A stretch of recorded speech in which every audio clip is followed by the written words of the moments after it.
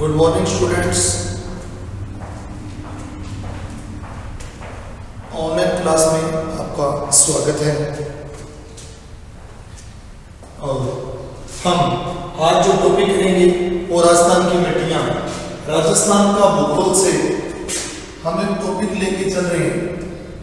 कल तक हमने किया राजस्थान के भौतिक प्रदेश, खत्म कर दिए।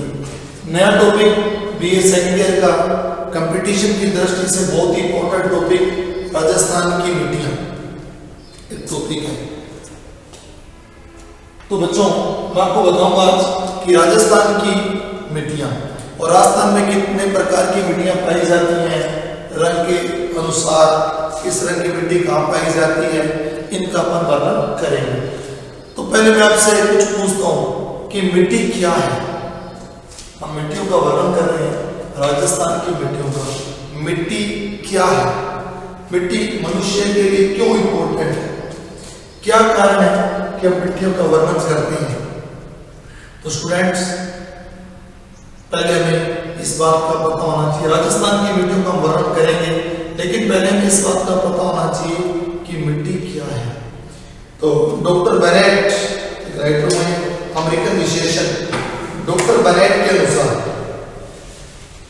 किनके अनुसार? डॉक्टर बेनेट अमेरिकन मिट्टी विशेषज्ञ माने जाते हैं। डॉक्टर बेनेट, इनका कहना है कि मिट्टी भूपृष्ठ पर मिलने वाले असंगठित पदार्थों की ऊपरी परत है। मिट्टी क्या है? भूपृष्ठ पर मिलने वाले असंगठित पदार्थों की ऊपरी परत है जो मूल चट्टान व वनस्पति के अंश से बनी है। क्या बनती है? भूपृष्ठ का सबसे ऊपरी परत जो पौधे को उगने, मैं आपको जवाब दे रहा हूं। डॉक्टर बेनेट कहते हैं कि मिट्टी क्या है, आपको समझ आया होगा। मिट्टी भूपृष्ठ पर मिलने वाली, मिट्टी भूपृष्ठ पर मिलने वाले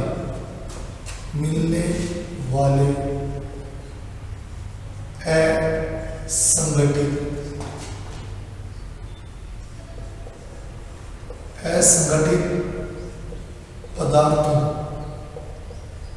स्टूडेंट, मिट्टी भूपृष्ठ पर मिलने वाले असंगठित पदार्थों की ऊपरी परत है, की ऊपरी परत है। बेनेट कहता है कि मिट्टी भूपृष्ठ पर मिलने वाले असंगठित पदार्थों की ऊपरी परत है जो मूल चट्टान व वनस्पति के योग से बनती है। जो मूल चट्टान या वनस्पति के अंश से बनती है। तो बेनेट का कहना है कि मिट्टी भूपृष्ठ पर मिलने वाले असंगठित पदार्थों की ऊपरी परत है जो मूल चट्टान या वनस्पति के अंश से बनती है। डेफिनेशन से मैंने आपको समझाया। अब मैं बताता हूं कि मिट्टी क्या है। भूपृष्ठ की सबसे ऊपरी परत जो पौधे को उगने व बढ़ने के लिए जीवाश्म व खनिज पदार्थ करती है। मिट्टी क्या है? भूपृष्ठ की ऊपरी परत है जो पौधे को बढ़ने के लिए जीवाश्म और खनिज प्रदान करती है। मृदा कहलाती है, यह मिट्टी सॉइल कहलाती है। मृदा का निर्माण एक जटिल प्रक्रिया है। मृदा एक दिन में नहीं बन जाती है, मिट्टी को बनने में लाखों वर्ष, लाखों साल लग जाते हैं, जिसमें प्राकृतिक प्राइमर का प्रत्येक तत्व अपना योगदान देता है। चट्टाने, वनस्पति, वर्षा, हर चीज अपना प्राकृतिक तत्व अपना योगदान देते हैं।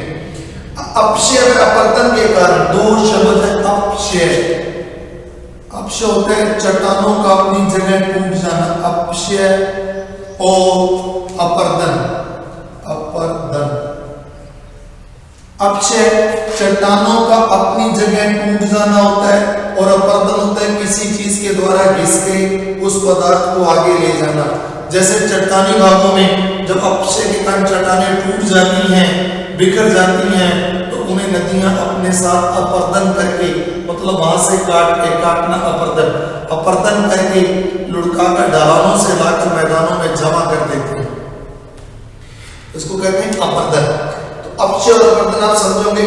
अपक्षय और अपर्दन के कारण भूपृष्ठ की चट्टानें टूटकर चूर्ण बन जाती हैं। अपक्षय के कारण चट्टानें टूटकर क्या बन जाती हैं? चूर्ण बन जाती हैं। और इस चूर्ण में वनस्पति व जीव जंतुओं के सड़े गले अंश भी शामिल होते हैं, जिसे ह्यूमस कहते हैं। चट्टानों में उपस्थित खनिज व चूर्ण में मिला हुआ ह्यूमस मिलकर पेड़ पौधों को जीवन प्रदान करते हैं।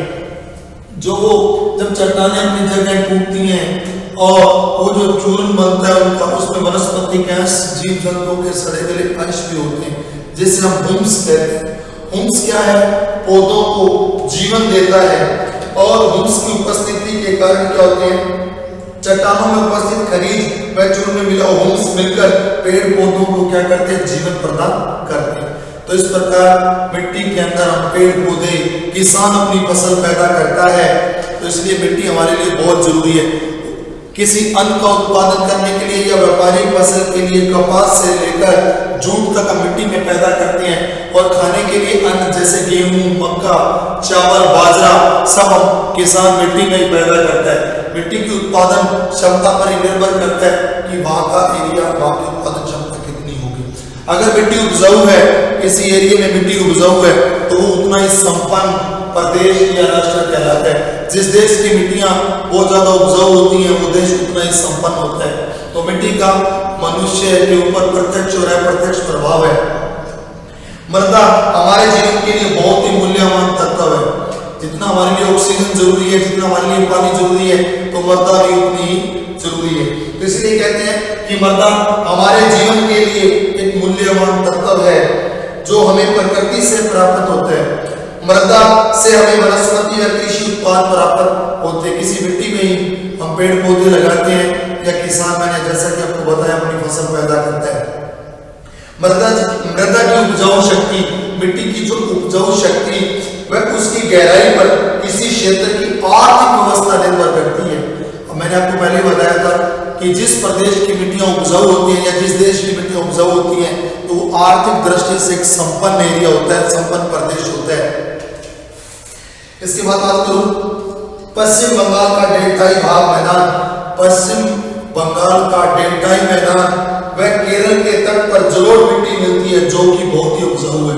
मिट्टियों में अगर बात करें तो जो जलोढ़ मिट्टी है वो सबसे ज्यादा उपजाऊ मानी जाती है, क्योंकि वो नदियों के द्वारा बहाकर लाई जाती है। चट्टानी चूर्ण को बहाकर या वनस्पति के अंश को बहाकर लाकर उसे क्या करती है? पहाड़ के मैदानों में या नदी निर्मित मैदानों में जमा कर दी जाती है। वो मिट्टियां जो जलोढ़ मिट्टी है, वो भारत ही नहीं वर्ल्ड में सबसे इंपॉर्टेंट मिट्टी मानी जाती है। तो इस प्रकार मैंने आपको बताया कि मृदा हमारे लिए, हमारे जीवन में बहुत ही मूल्यवान तत्व है, जो हमें प्रकृति से प्राप्त, नेचर से प्राप्त होता है। और मृदा बनने में लाखों साल लग जाते हैं, और मृदा बनने के लिए प्रकृति के बहुत सारे तत्व अपना योग देते हैं। तो स्टूडेंट, आपको समझ आया होगा कि मिट्टी क्या है। तो अब मैं आपको मिट्टी के बारे में बताऊंगा कि राजस्थान में कितने प्रकार की मिट्टियां पाई जाती हैं। उससे पहले थोड़ा बताऊं कि राजस्थान में मिट्टियों के वर्णन से पहले कुछ थोड़ा सा और बताता हूं। मिट्टी राज्य की अमूल्य संपदा है। राजस्थान एक कृषि प्रधान राज्य है, इसलिए कहा जाता है कि मिट्टी राज्य की अमूल्य संपदा है, जिस पर उसकी समृद्धि व संपूर्ण कृषि पैदावार निर्भर करती है। राजस्थान एक कृषि प्रधान राज्य है, अतः इसकी अधिकांश जनसंख्या कृषि जन्य पदार्थ, जो कृषि से हमें पदार्थ प्राप्त होते हैं, पदार्थों से ही अपनी आजीविका प्राप्त करते हैं, अपना जीवन चलाते हैं। इसलिए कृषि जन्य पैदावारों को ध्यान में रखते हुए इन मिट्टियों की जानकारी होना अनिवार्य है। मिट्टी से आशय अमेरिकन मिट्टी विशेषज्ञ, मैंने जैसा कि आपको बताया था, डॉक्टर बनेट के अनुसार मिट्टी भूपृष्ठ पर मिलने वाले असंगठित पदार्थों की ऊपरी परत है, जो मूल, चट्टान या वनस्पति के अंश से बनती है। स्पष्ट है कि मिट्टी पौधे की उत्पत्ति, उसकी वृद्धि के लिए पर्याप्त मात्रा में जीवाश्म, खनिज पदार्थ या वनस्पति गैस आपको प्रदान करती है। ये सभी तत्व मिलकर भूमि की उर्वरा शक्ति प्रदान करते हैं। मिट्टियों के प्रकार और उनका वितरण। राजस्थान में मिट्टियों के प्रकार का वर्णन करेंगे बच्चों। अब हम चलते हैं राजस्थान में कितने प्रकार की मिट्टियां पाई जाती हैं।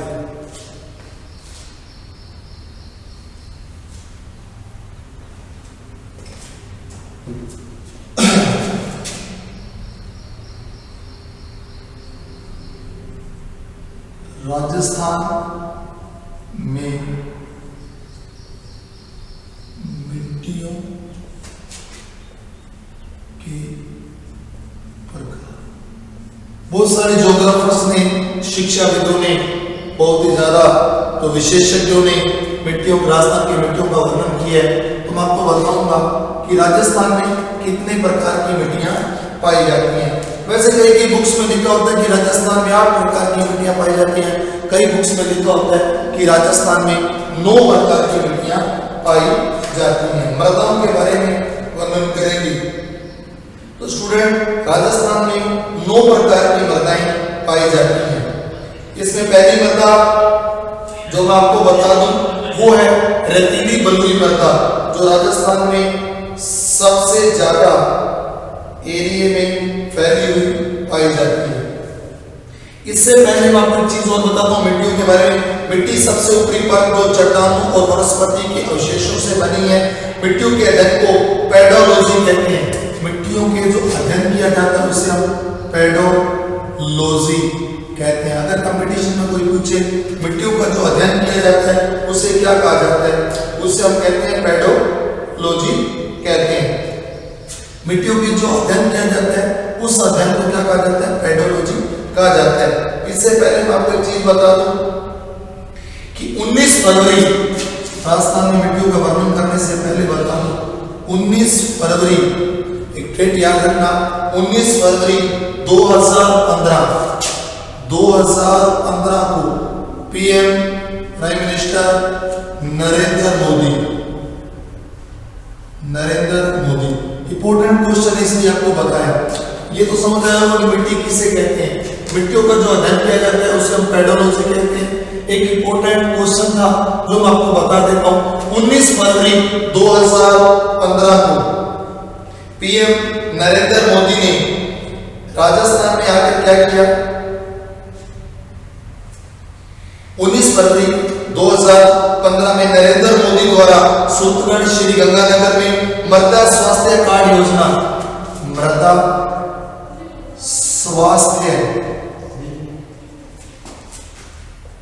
कार्ड योजना की शुरुआत की थी। एक इंपॉर्टेंट क्वेश्चन है रीट की दृष्टि से, फर्स्ट ग्रेड सेकंड ग्रेड की दृष्टि से।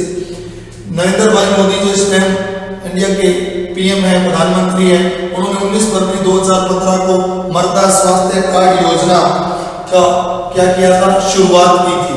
अब हम बात करेंगे बच्चों राजस्थान की मिट्टियों की। राजस्थान में जो मिट्टी है वो 9 प्रकार की मिट्टियां पाई जाती हैं।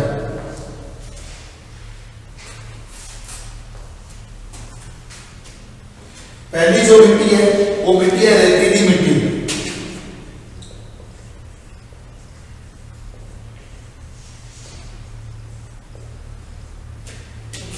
पहली जो प्रकार की मिट्टी है बच्चों वो मिट्टी है रेतीली मिट्टी। मैं राजस्थान में मिट्टियों का वर्णन कर रहा हूं। तो राजस्थान में मैंने जैसा कि आपको बताया कि राजस्थान में 9 प्रकार की मिट्टियां पाई जाती हैं। इसमें पहले प्रकार की जो मिट्टी है उसे हम कहते हैं रेतीली बलुई या रेतीली मिट्टी।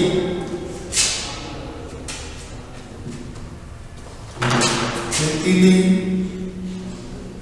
बलुई और इसे हम मरुस्थलीय मिट्टी भी कहते हैं।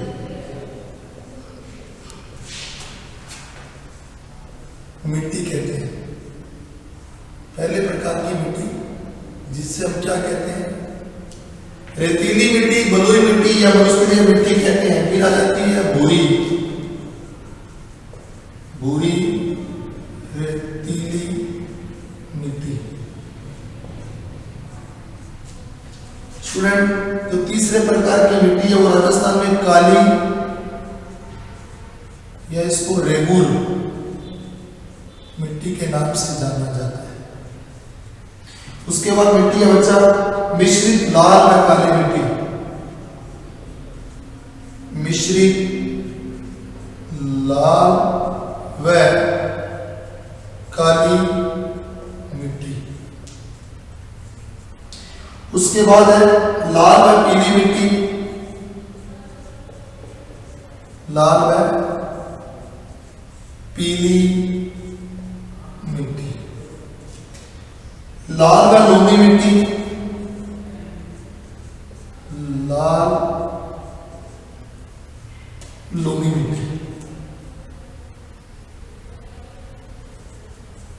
लोमी मिट्टी।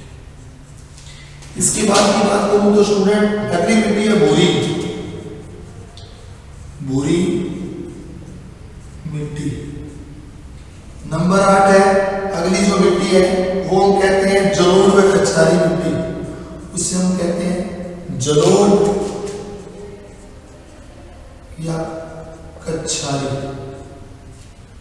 ये स्टूडेंट जो मिट्टियां मैंने आपको बताई, ये मिट्टियां इनका जो वर्णन करते हैं वो रंग के आधार पर वर्णन किया है। रेतीली, भूरी रेतीली मिट्टी, काली मिट्टी, या इसको रेगुल कहते हैं। इसके बाद जो मिट्टी है एक और मिट्टी रहेगी लवणीय। लवणीय मिट्टी। 9 प्रकार की मिट्टियां राजस्थान में पाई जाती है। रंग के आधार पर मैंने आपको बताया, राजस्थान की मिट्टियों के प्रकार बताए मैंने। राजस्थान में पहली जो मिट्टी है वो रेतीली मिट्टी, इसको बलुई या मरुस्थलीय मिट्टी के नाम से जाना जाता है। इसका नाम रेतीली मिट्टी भी है, बलुई मिट्टी भी और मरुस्थलीय मिट्टी भी। इसके बाद बात करते हैं बच्चा भूरी रेतीली मिट्टी।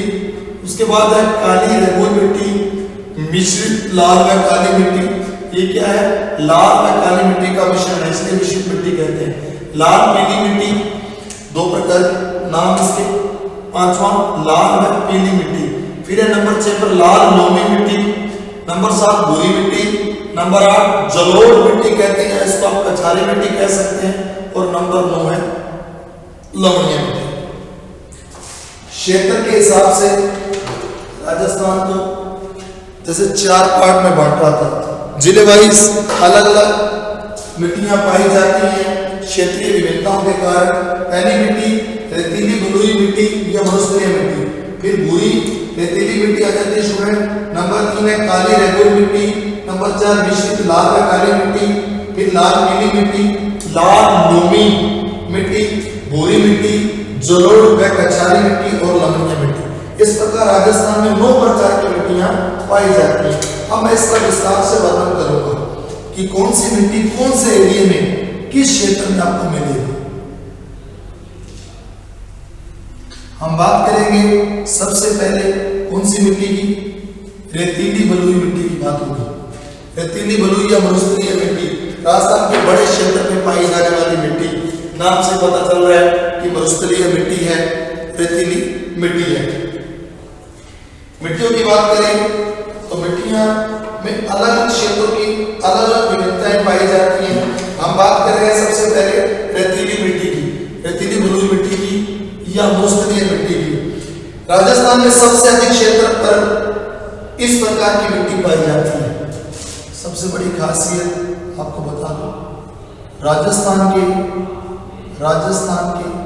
सबसे,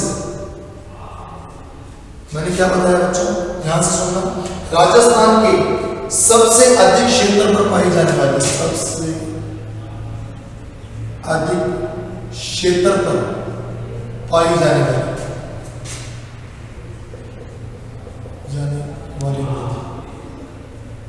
इसकी कुछ खासियत बता रहा हूं मैं, मिट्टियों का वर्णन कर रहा हूं। पहली मिट्टी का रेतीली मिट्टी, राजस्थान के सबसे अधिक क्षेत्र पर पाई जाने वाली मिट्टी, इसको हम रेतीली मिट्टी कहते हैं। इसका विस्तार पश्चिमी राजस्थान के रेतीले मैदानों में, विशेषकर जहां स्तूपीय क्षेत्र, बालू का स्तूप पाए जाते हैं, क्षेत्रों में पाया जाता है। इसका विस्तार पश्चिमी राजस्थान में विशेषकर जहां बालू का स्तूप पाए जाते हैं।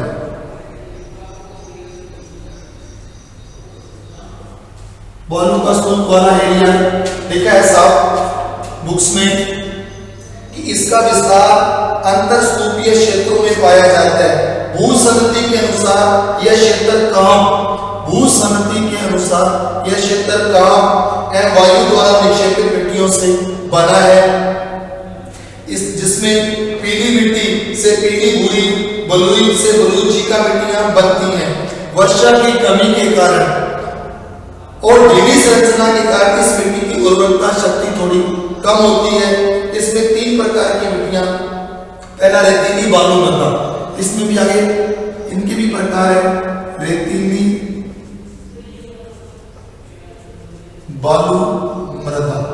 इसमें भी कई प्रकार की मिट्टियां मिलती हैं, जैसे रेतीली, बालू, मृदा। यह मिट्टियां को गंगानगर, बीकानेर, चूरू, जोधपुर, जैसलमेर, बाड़मेर और झुंझुनू जिलों में पाई जाती है। इस प्रकार की मिट्टी में घुलनशील लवण तथा पीएच मूल्य अधिक होता है। अरावली के समस्त पश्चिमी भाग में बालू कहीं बिखरी पहाड़ियों तथा चट्टानों के दृश्यों का विस्तार भी पाया जाता है। इसके साथ इसमें सामान्य रूप से जैविक पदार्थों की कमी होती है। कैल्शियम कार्बोनेट भी विषम मात्रा में पाया जाता है। इस समस्त क्षेत्र में वर्षा 16 सेंटीमीटर, जो इसका क्षेत्र है उसमें वर्षा 16 सेंटीमीटर से भी कम होती है। तो ये बात की मैंने रेतीली मिट्टी की, इसमें भी एक पार्ट का वर्णन किया, बालू, मृदा का वर्णन आपको करके दिया। इसमें लाल रेतीली मिट्टी, किस प्रकार की मिट्टी, इसमें एक प्रकार की और मिट्टी पाई जाती है, वो भी बताऊंगा आपको। लाल रेतीली मिट्टी इसी का दूसरा पार्ट है।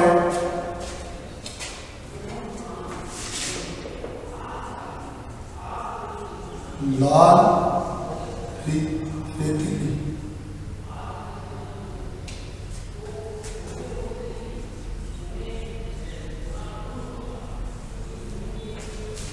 बलुई या रेतीली मिट्टियों का दूसरा पार्ट लाल रेतीली मिट्टी। ये आपको इस प्रकार की मिट्टी नागौर, जोधपुर, पाली, जालौर तथा चूरू और झुंझुनू में मिलती है। इसका रंग थोड़ा पीला, भूरा व गहरा होता है। संरचना इसकी ढीली लेकिन उत्तम प्रकार की होती है। यह कृषि जन्य पैदावारों के लिए, यदि पानी आपको मिल जाए तो बहुत ही अच्छी यहाँ पैदावार हो सकती है। इसमें एक प्रकार की मिट्टी और है, खारी मिट्टी, इसी का एक पार्ट है खारी मिट्टी। खारी मिट्टी की बात करूं तो खारी मिट्टी आपको, यह मिट्टी बाड़मेर, जैसलमेर, बीकानेर जिलों में निम्न भूमियों में या गड्ढों में पाई जाती है। इस प्रकार की मिट्टी में लवण की मात्रा अधिक होने के कारण, अवरुद्ध प्रवाह होने के कारण कृषि संभव नहीं है। इस प्रकार की मिट्टी में केवल लवण अवरोधी घास ही पैदा होती है। तो ये स्टूडेंट आपकी थी राजस्थान की रेतीली, बलुई या मरुस्थलीय मिट्टी की बात की। अब दूसरे प्रकार की राजस्थान में मिट्टी है, उसको हम कहते हैं भूरी रेतीली मिट्टी। मैं दूसरे मिट्टी का वर्णन करूंगा, भूरी रेतीली मिट्टी। नंबर 2,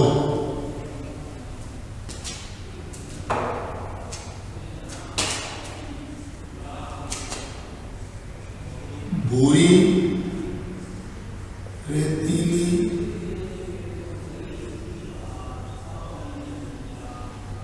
मिट्टी। इसकी बात करूं भूरी रेतीली मिट्टी की, इस प्रकार की मिट्टी लगभग 36,400 वर्ग किलोमीटर क्षेत्र में पाई जाती है। ये आपको मिलेगी बाड़मेर में, जालौर में, जोधपुर में, सिरोही में, पाली, सीकर तथा झुंझुनू जिलों में पाई जाती है। अरावली पर्वतमाला के पश्चिम में इसका विस्तार स्थित है। इस मिट्टी के क्षेत्र में रेतीले मैदानों का विस्तृत तालाब देखने को मिलता है और मिट्टियां विषम वितरण दक्षिण के पहाड़ियों क्षेत्रों में भी दिखलाई देता है, जबकि इसमें क्या है, सम और भारी मिट्टियां पाई जाती हैं। इस प्रकार की मिट्टी वर्ग सामान्यतः हल्की मिट्टियां, पीली भूरी मिट्टियां और मध्यम प्रकार की मिट्टी है।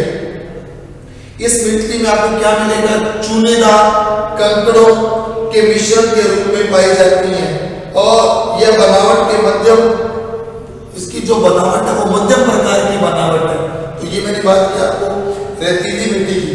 कौन सी मिट्टी? भूरी रेतीली मिट्टी की आपको बात बताई। इन मिट्टियों की खासियत कुछ और बताता हूँ स्टूडेंट्स आपको मैं। भूरी रेतीली मिट्टी में इसकी जो बनावट है वो मध्यम प्रकार की है, और इसके अलावा यह मिट्टी, जैसा कि मैंने आपको बताया कि यह मिट्टी बाड़मेर, जालौर, जोधपुर, सिरोही, पाली, नागौर, सीकर तथा झुंझुनू में पाई जाती है। अरावली के पश्चिम भाग में पाई जाती है। समस्त क्षेत्र इसका, इस मिट्टी के क्षेत्र में रेतीले मैदानों का क्या है? विस्तृत फैलाव है। तो नाम से पता चल रहा है कि ये रेतीली मिट्टी है, और इसका जो फैलाव है वो क्या है? पश्चिम में इसका समस्त क्षेत्र में फैलाव है, और रेतीले मैदानों में इसका फैलाव है। इस मिट्टी में कैल्शियम, फास्फेट व नाइट्रेट की उपस्थिति होती है। अर्धशोषक धूसर के जिलों में पाई जाती है। इसकी खास बात ये कहाँ मिलेगी आपको? अर्धशोषक जो जिले हैं उनमें अर्धशोषक क्षेत्र में पाई जाने वाली और ये मिट्टी आपको कहाँ मिलेगी ये भी बता दूं। 25 सेंटीमीटर से 50 सेंटीमीटर वर्षा रेखा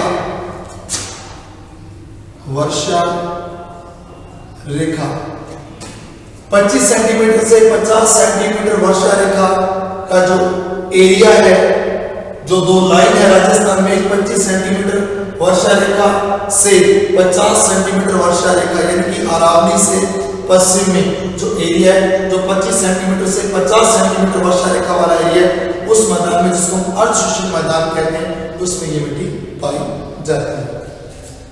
अगली जो मिट्टियां हैं वो है लाल व पीली मिट्टी।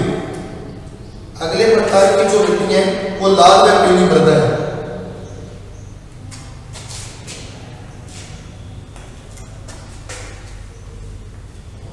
राजस्थान में तीसरे प्रकार की जो मिट्टियां लाल पीली मृदा,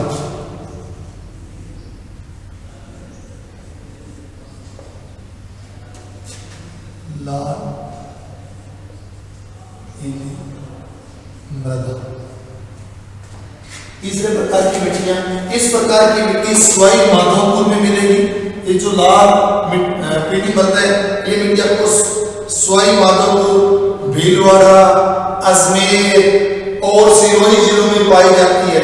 लाल व पीली मिट्टियां इस क्षेत्र में एक साथ आपको मिलती हैं। लाल व पीली मिट्टियां आपको एक साथ मिलती हैं। इसका कारण लो ऑक्साइड के जलयोजन की उच्च मात्रा, लो ऑक्साइड के जलयोजन की उच्च मात्रा के कारण इस मिट्टी में पीला रंग पाया जाता है। इन भागों में चीका व दोमट दोनों प्रकार की मिट्टियां पाई जाती हैं, लेकिन इस क्षेत्र के उत्तरी भागों में बलुई मिट्टी का विस्तार है। आपको जैसा कि मैंने बताया कि लाल व पीली मृदा उस सवाई माधोपुर, भीलवाड़ा, अजमेर में पाई जाती है। कुछ और क्षेत्रों में इसके उत्तरी भागों में बलुई मृदा पाई जाती है। इस प्रकार की मिट्टी में कार्बोनेट व हुमस की कमी पाई जाती है। कार्बोनेट व हुमस की वनस्पति के जो अंश है उनकी कमी पाई जाती है। इनका इसमें पीएच का मूल्य 5.5 से 8.5 होता है। पीएच 5.5 से 8.5 तक है। पीएच कितना है? 5.5 से 8.5 के मध्य। मृतिका की मात्रा उससे 9% के बीच पाई जाती है। ये जो मिट्टी है, मिट्टी की सही रंग हल्के पीले रंग की होती है या लाल रंग की मिश्रित मिट्टी, लाल पीला मिश्रित मिट्टी है। इसमें क्या पाया जाता है? इस मिट्टी में जो क्षेत्र है वो मैंने आपको बताया कि सवाई माधोपुर, भीलवाड़ा और सिरोही जिलों का क्षेत्र है। यह ग्रेनाइट, शिस्ट और नीस इत्यादि चट्टानों के टूटने से बनी है। तो तीसरे प्रकार की मिट्टी मैंने आपको अब बताऊंगा मैं। नंबर 4 लाल लोमी मिट्टी। अगला प्रकार है लाल लोमी मृदा। स्टूडेंट, राजस्थान की चौथी मिट्टी लाल लोमी मिट्टी का वर्णन बताता हूं। इस प्रकार की मिट्टी आपको डूंगरपुर, उदयपुर के मध्य मिलेगी। इस प्रकार की मिट्टी आपको डूंगरपुर और उदयपुर,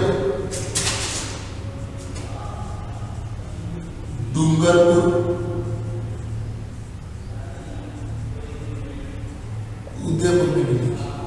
लाल रंग मिट्टी की बात कर रहा हूँ, ये जो मिट्टी आपको डूंगरपुर, उदयपुर के मध्य एवं दक्षिणी भाग में मिलती है, राजस्थान के दक्षिणी भाग में मिलती है। यह लाल मिट्टी प्राचीन सप्तकीय और कायंत्रित शैलों से निर्मित है। ये किससे निर्मित है? यह लाल मिट्टी प्राचीन सप्तकीय और कायंत्रित शैलों से निर्मित है। विभिन्न क्षेत्रों में इसकी गहराई और उर्वरा शक्ति में विषमता पाई जाती है। इसकी तुलना भारी व मध्यम काली मिट्टी से करने पर स्पष्ट होता है कि इस प्रकार की मिट्टी में चूने, पोटाश, लो ऑक्साइड और फास्फेट की मात्रा कम पाई जाती है। इस मिट्टी का रंग लाल रंग है, लो कणों के सम्मिश्रण के कारण दिखाई देता है। इस मिट्टी का जो रंग लाल क्यों दिखाई देता है कि इस मिट्टी का रंग लो कण के सम्मिश्रण के कारण दिखाई देता है। इसकी बनावट में स्थानीय विषमता पाई जाती है। विभिन्न कृषि फसलें जैसे कि मक्का, चावल व गन्ना पैदा करती है। इन मिट्टियों में मक्का के लिए फेमस है मक्का यहाँ और गन्ना पैदा होता है। लाल मिट्टी खासकर मक्का के लिए फेमस मिट्टी है। तो ये आपको डूंगरपुर, उदयपुर में मिलेगी और कृषि उपजें जो इसमें होती है वो मक्का, चावल व गन्ना होती है। अगली जो मिट्टी है वो स्टूडेंट नंबर 5 जिस मिट्टी का मैं वर्णन करने जा रहा हूं वो है मिश्रित लाल व काली मिट्टी। मिश्रित लाल व काली मिट्टी नंबर 5।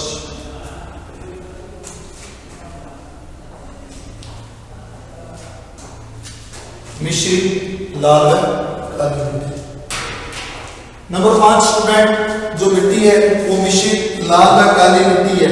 इस प्रकार की मिट्टी भीलवाड़ा और उदयपुर जिलों के पूर्ववर्ती भागों में आपको मिलेगी और यह चित्तौड़गढ़, डूंगरपुर व बांसवाड़ा आदि जिलों में भी पाई जाती है। लाल मिट्टी व काली मिट्टी का मिश्रण है क्योंकि इसके पास मालवा का पठार है और मालवा का पठार क्या है? ज्वालामुखी निर्मित पठार है, तो वहाँ काली मिट्टी का होना एक स्वाभाविक बात है।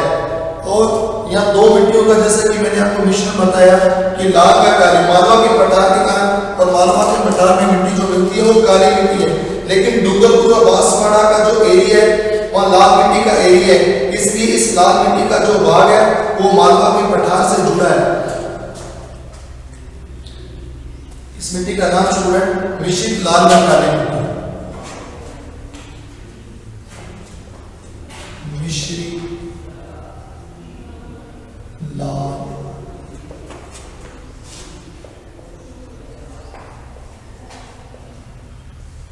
काली मिट्टी नंबर 5 है मिश्रित लाल व काली मिट्टी। इस प्रकार की मिट्टियां भीलवाड़ा, उदयपुर जिलों के पूर्ववर्ती भागों में और इसके साथ साथ जैसा कि मैंने आपको बताया चित्तौड़गढ़, डूंगरपुर व बांसवाड़ा आदि जिलों में पाई जाती है।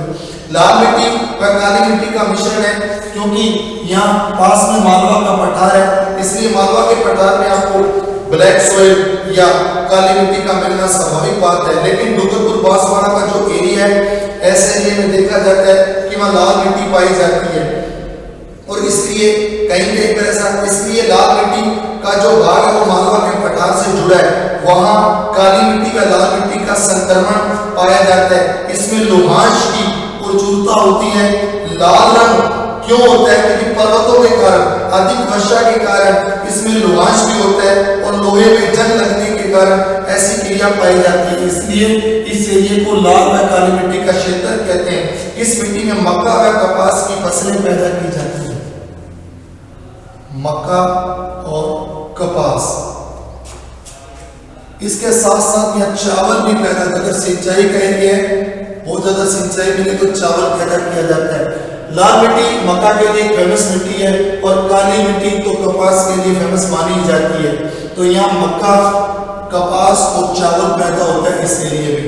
तो ये थी राजस्थान की 5वीं मिट्टी जिसका नाम था मिश्रित काली व लाल मिट्टी। इसके बाद बात करता हूँ मध्यम काली मिट्टी की। अगला पॉइंट है मेरा मध्यम काली मिट्टी। छठे प्रकार की जो मिट्टी है मध्यम काली मिट्टी,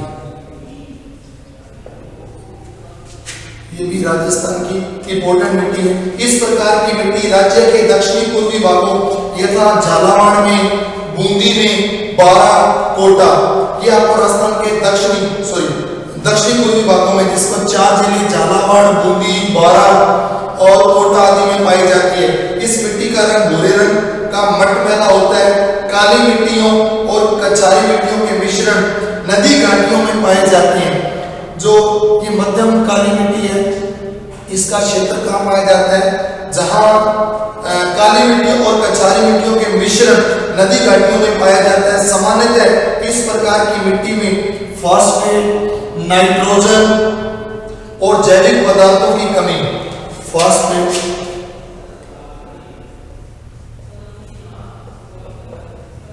नाइट्रोजन व जैविक पदार्थ,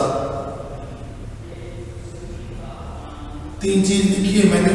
इस मिट्टी में फास्फेट, नाइट्रोजन और जैविक पदार्थों की कमी पाई जाती है, लेकिन इसमें कैल्शियम और पोटाश की मात्रा पर्याप्त होती है।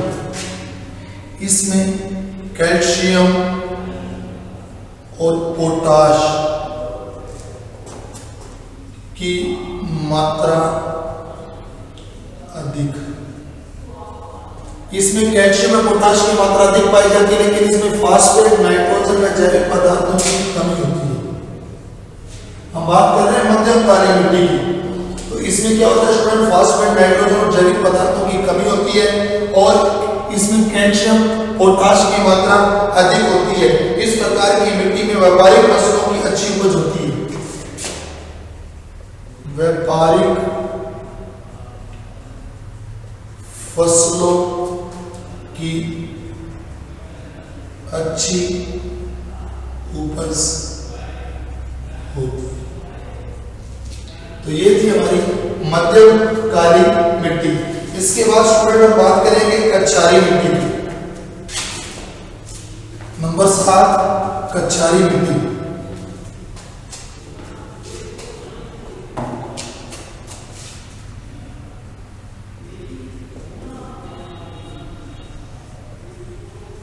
अब स्टूडेंट हम बात कर रहे हैं कछारी मिट्टी की।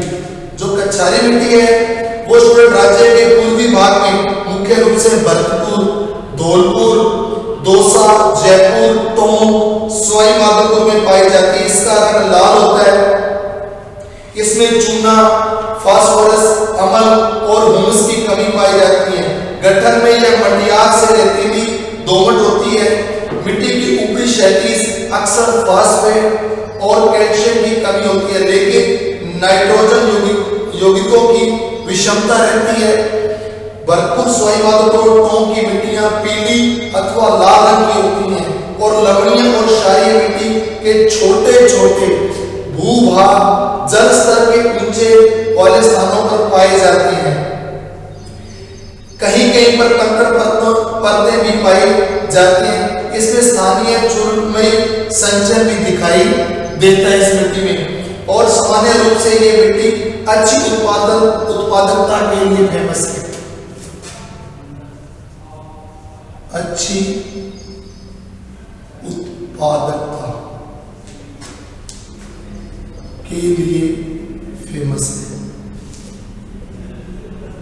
जो मिट्टी मैंने बात की इसका नाम हम कहते हैं कछारी मिट्टी। और जो कछारी मिट्टी है वो काफी ज्यादा फेमस मिट्टी है उत्पादन क्षमता के लिए। तो बच्चों इसमें कुछ और बताता हूँ। ये मिट्टी जैसा कि मैंने आपको बताया कि भरतपुर, धौलपुर, दौसा आदि क्षेत्रों में आपको मिलती है। तो इस मिट्टी में क्या पाया जाता है? उत्पादन क्षमता, जो काफी उत्पादन क्षमता के लिए काफी फेमस मिट्टी। अगली मिट्टी की बात करें, भूरी रेतीली कछारी मृदा। भूरी रेतीली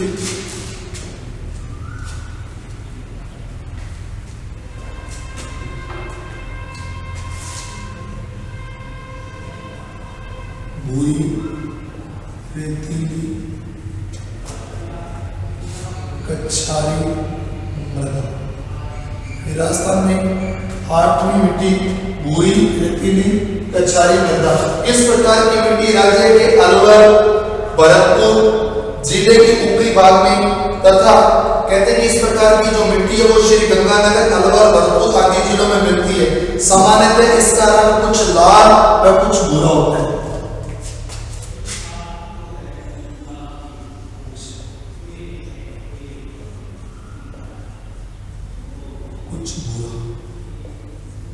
भूरी रेतीली कच्चाई मृदा की बात कर रहे हैं, कहाँ मिलेगी?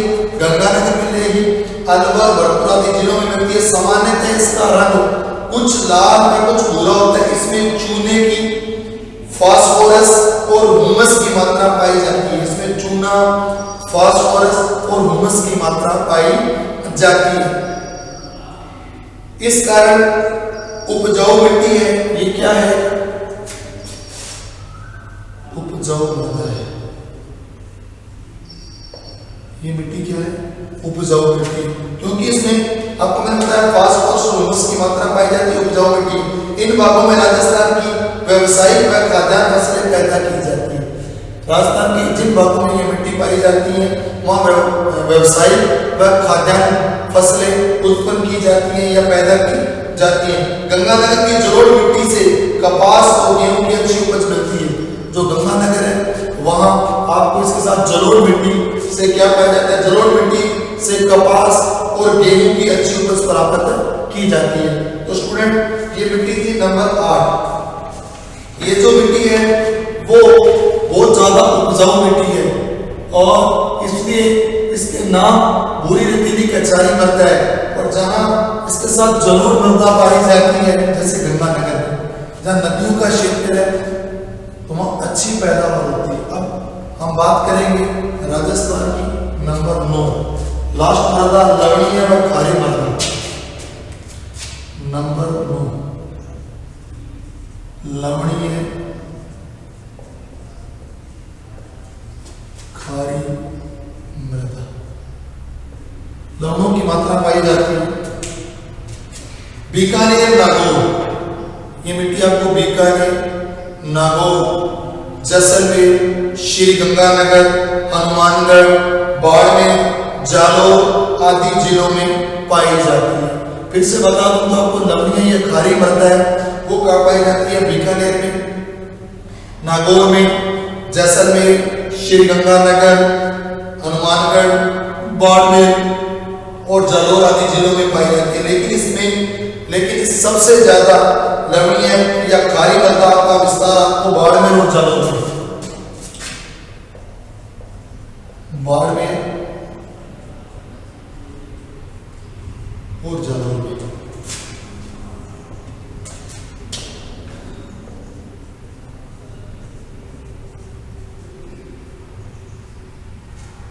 खारी मृदा की बात कर रहे हैं, लवणीय।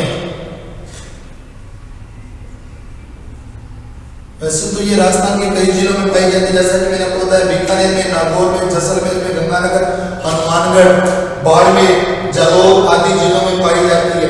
लेकिन सबसे ज्यादा लवणीय या खारी मृदा का जो विस्तार है, लवणीय या खारी मृदा का विस्तार वो आपको बाड़मेर और जालौर में मिलता है। तो स्टूडेंट मैंने आज आपको एक क्वेश्चन करवाया जो था राजस्थान में मिट्टियों के प्रकार। आशा करता हूं कि आप सबको समझ आया होगा। अगर कोई डाउट हो हम नेक्स्ट क्लास में डाउट्स क्लियर कर लेंगे।